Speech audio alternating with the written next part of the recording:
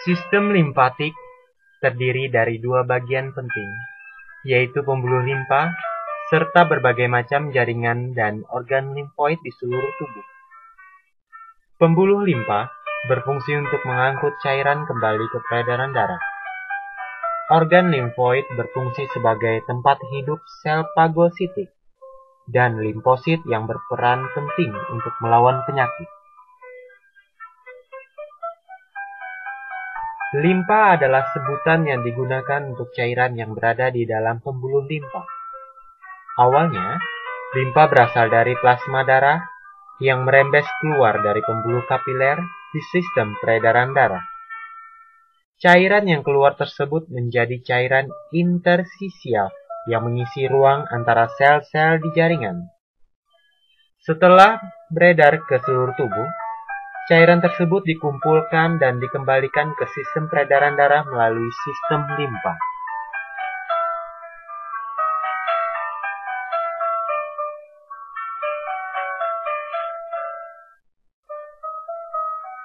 Limpa dibungkus oleh kapsula yang terdiri atas dua lapisan, yaitu satu lapisan jaringan penyongkong yang tebal dan satu lapisan otot halus.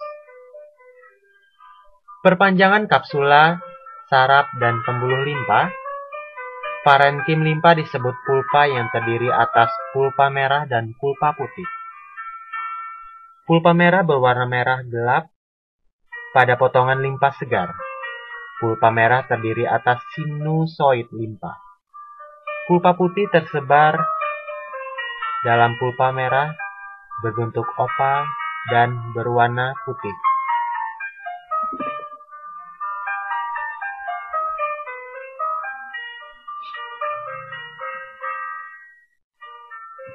Fungsi sistem limpa adalah mengambil kelebihan cairan dari jaringan dan mengembalikan ke darah, mengabsorpsi lemak dan laktal di usus halus kemudian mengangkutnya ke darah, dan membantu pertahanan tubuh melawan penyakit.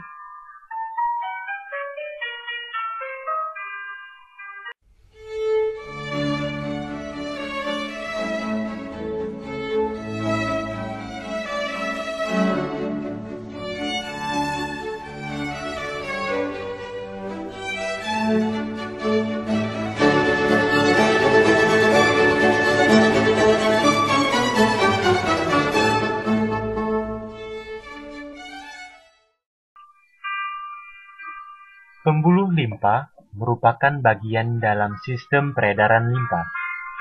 Peredaran limpa adalah peredaran terbuka. Limpa dari jaringan tubuh akan masuk ke kapiler limpa. Kapiler limpa akan bergabung dengan kapiler limpa yang lain membentuk pembuluh limpa. Pembuluh limpa akan terkumpul di pembuluh limpa dada. Limpa akhirnya akan kembali ke sistem peredaran darah. Aliran limpa dalam pembuluh limpa dipengaruhi oleh kontraksi otot rangka. Di sepanjang pembuluh limpa terdapat buku limpa atau nodus limpa yang berbentuk bulatan kecil. Semua cairan limpa yang berasal dari daerah kepala, leher, dada, paru-paru, jantung, dan lengan kanan terkumpul dalam pembuluh limpa dan bersatu menjadi pembuluh limpa kanan atau ductus lymphaticus dexter. Pembuluh limpa ini bermuara di pembuluh balik di bawah tulang selangka kanan.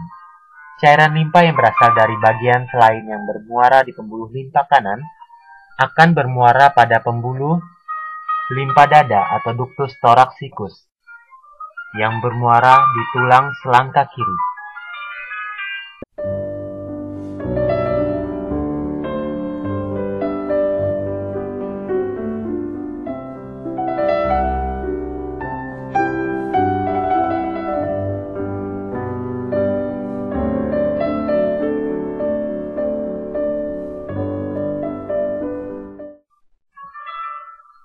Sumsum merah mencakup jaringan yang menghasilkan limfosit. Saat dilepaskan, limfosit akan berkembang menjadi sel B atau sel T, tergantung pada tempat pematangannya. Sel B mengalami pematangan di sumsum merah, sedangkan sel T mengalami pematangan di timus.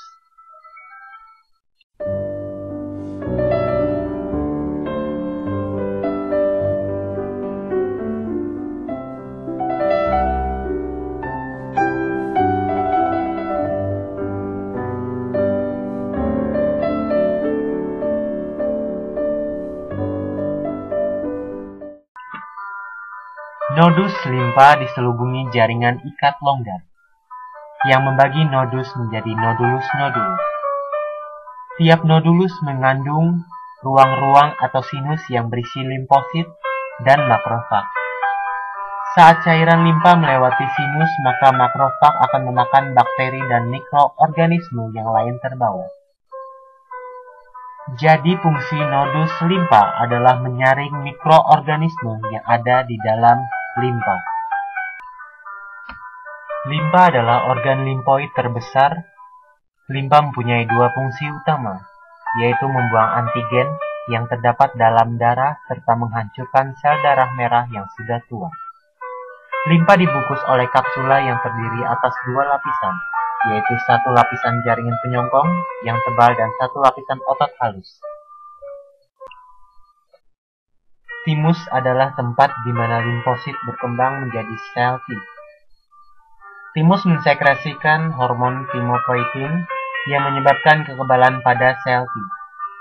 Timus berbeda dengan organ limfoid lainnya, karena hanya berfungsi untuk tempat pematangan limfosit.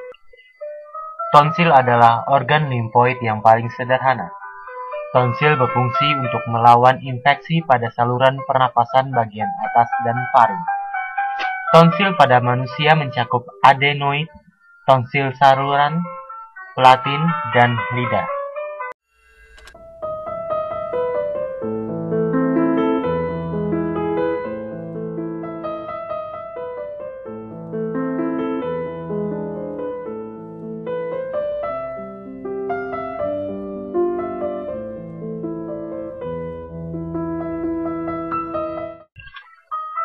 Kekebalan bawaan merupakan bagian dari tubuh kita, penghalang yang melindungi tubuh.